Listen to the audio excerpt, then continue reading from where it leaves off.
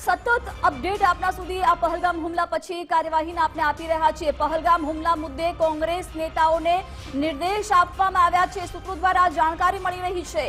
Party લાઇનથી અલગ નિવેદનબાજી ન કરવા માટે સૂચના આપવામાં આવી છે। નેતાઓના નિવેદનો મુદ્દે ખડગે, રાહુલ ગાંધી નારાજ છે। કોંગ્રેસના તમામ નેતાઓને સૂચના આપી દેવામાં આવી છે। આપને જણાવી દઈએ કે સિદ્ધારમૈયા, વડેટ્ટીવાર, વાડ્રાએ આ અગાઉ નિવેદન આપ્યું હતું। મણિશંકર અય્યર અને તિમ્મામ્મુપુરે પણ નિવેદન આપ્યું હતું અને ત્યાર પછી હવે નેતાઓને નિર્દેશ આપવામાં આવી રહ્યા છે।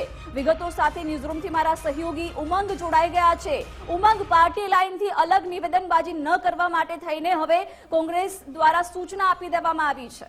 બિલકુલ, જે દિવસે હુમલો થયો એના બીજા દિવસે સર્વદળીયોની બેઠક મળી અને સર્વદળમાં જે બેઠક મળી બેઠકની અંદર તમામ પાર્ટી દેશની છે એ એમના વડાઓ છે હાજર રહ્યા અને ત્યારબાદ ખડગે અને રાહુલ ગાંધી બહાર નીકળ્યા અને તેમણે તરત જ કહ્યું હતું કે સરકાર જે પણ નિર્ણય લેશે એમાં અમારું સંપૂર્ણ સમર્થન છે। અસદુદ્દીન ઓવૈસી હોય કે પછી અન્ય કોઈ પાર્ટીના નેતા તમામે કીધું હતું કે ભાઈ આ પરિસ્થિતિ જે ભારત દેશ ઉપર કાયરનાના હુમલો જે થયો છે હુમલાને પહોંચી વળવા અને ભારત સરકાર જે પણ તૈયારીઓ કરે અથવા તો જે પણ જવાબી કાર્યવાહી કરે તેમાં તમામ પાર્ટીઓનું સમર્થન છે।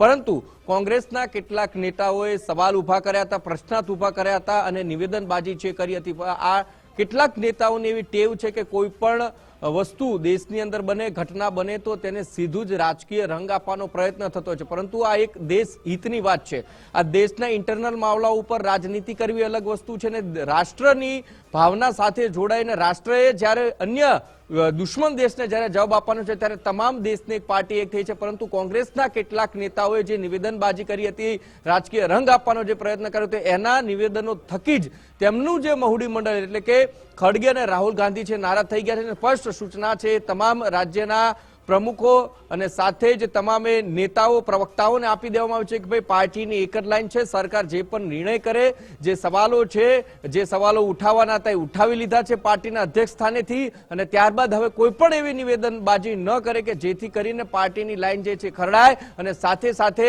નિવેદનબાજી કરતા 4 વખત વિચારી લેવું તેવું પણ સ્પષ્ટ સૂચના છે ખડગે અને રાહુલ ગાંધી થકી આપી દેવામાં આવે છે। મુખ્ય કારણ એ છે કે દેશ ઉપર આંચ જે કાયરાનો હુમલો થયો ને ત્યારબાદ જે જવાબ આપવાની વાત છે તેમાં તમામ પાર્ટીઓ એક થઈને લડવા જઈ રહી છે। પરંતુ કેટલાક નેતાઓએ કોંગ્રેસની જે ગાઈડલાઈન અને લાઈન જે હતી એ ક્રોસ કરી અને એને લઈને જ એમનું મહુડી મંડળ એ નારાજ થયું।